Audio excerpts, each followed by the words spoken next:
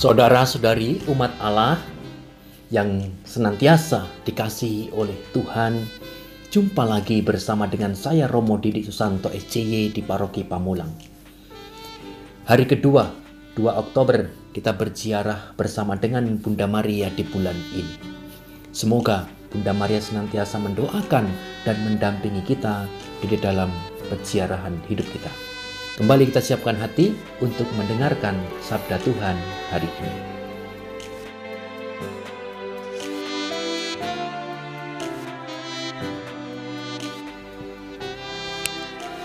Saudara-saudariku yang dikasihi Tuhan, hari ini Sabtu 2 Oktober 2021, peringatan wajib para malaikat pelindung dan juga hari Sabtu Imam. Kita akan mendengarkan Injil suci menurut Lukas bab 10 ayat 17 sampai dengan 24. Pada waktu itu ke-70 murid Yesus kembali dari perutusannya dengan gembira dan berkata, "Tuhan, setan-setan pun takluk kepada kami demi nama-Mu." Lalu kata Yesus kepada mereka, "Aku melihat iblis jatuh seperti kilat dari langit.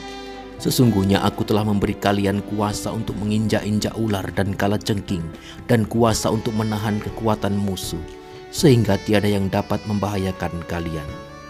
Namun demikian, janganlah bersukacita karena roh-roh itu takluk kepadamu, tetapi bersukacitalah karena namamu terdaftar di sorga." Pada waktu itu juga bergembiralah Yesus dalam Roh Kudus dan berkata, "Aku bersyukur kepadamu ya Bapa, Tuhan langit dan bumi, karena semuanya itu kau sembunyikan bagi orang bijak dan pandai, tetapi kau nyatakan kepada orang kecil. Ya Bapa, itulah yang berkenan di hatimu. Segala sesuatu telah diserahkan kepadaku oleh Bapa-Ku, dan tiada seorang pun yang tahu siapakah anak selain Bapa, dan siapakah Bapa selain anak, dan orang yang kepadanya anak berkenan menyatakannya." Demikianlah sabda Tuhan, terpujilah Kristus.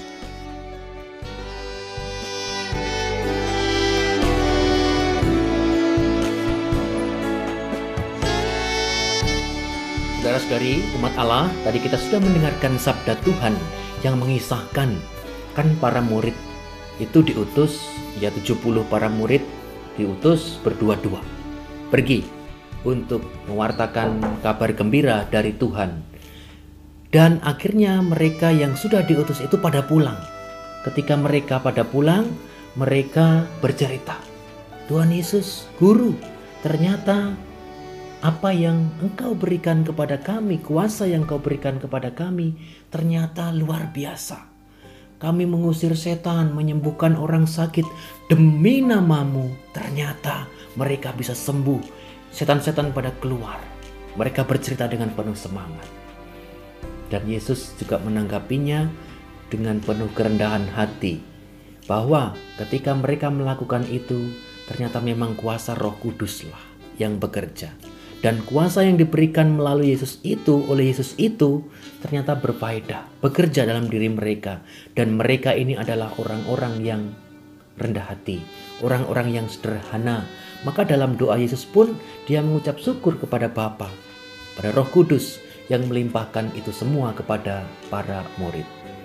Saudara-saudari, yang paling penting dalam perikop Injil hari ini, ternyata para murid itu melakukan itu semua dalam nama Yesus, bukan dalam nama mereka sendiri, sehingga mereka mungkin melihat Yesus bagaimana kalau menyembuhkan, lalu mereka membuat trik-trik tertentu sehingga mereka lah yang dipuji-puji. Tidak, ternyata para murid tetap menggunakan dan sungguh-sungguh membawa nama Yesus dalam mengusir setan dan menyembuhkan orang yang sakit. Kita sebagai murid-murid Kristus juga tentu berjuang, saudara-saudari. Bagaimana kita hidup menjadi orang Kristiani yang mengaku diri sebagai murid Kristus. Ketika berhadapan dengan orang, entah klien kita, entah orang di mana kita bekerja, kita bersama-sama, itu pun juga kita dipanggil untuk membawa Kristus di dalam hidup kita dan kepada orang lain. Ya bukan ketika berjumpa dengan siapapun, "Oh, aku murid Kristus, lalu ini dan itu mengajarkan semua." Orang pada pergi kalau kita ngomongin Kristus di mana-mana. Tidak, tetapi apa yang kita katakan itu adalah kuasa yang memberikan kedamaian. Kuasa yang sungguh-sungguh keluar dari mulut emas kita, kebaikan, meneguhkan orang yang sedang down, meneguhkan orang yang sedang sungguh-sungguh sedang lelah, lunglai, kesepian, dan juga tangan kita yang selalu bekerja untuk mewujudkan kebaikan. Hati kita yang selalu terpancar dalam sikap hidup kita, mewujudkan kita diberi kuasa oleh Tuhan Yesus sendiri. Tetapi kalau yang terjadi sebaliknya, lah kok orang Kristiani, murid Kristus kok malah kata-katanya menyakitkan, kata-katanya membawa amarah, kata-katanya membawa perpecahan, tindakannya tidak bisa dipuji, tindakannya justru malah merusak tatanan sosial atau masyarakat atau keluarga. Lah itu murid Kristus yang diberi kuasa apa seperti itu?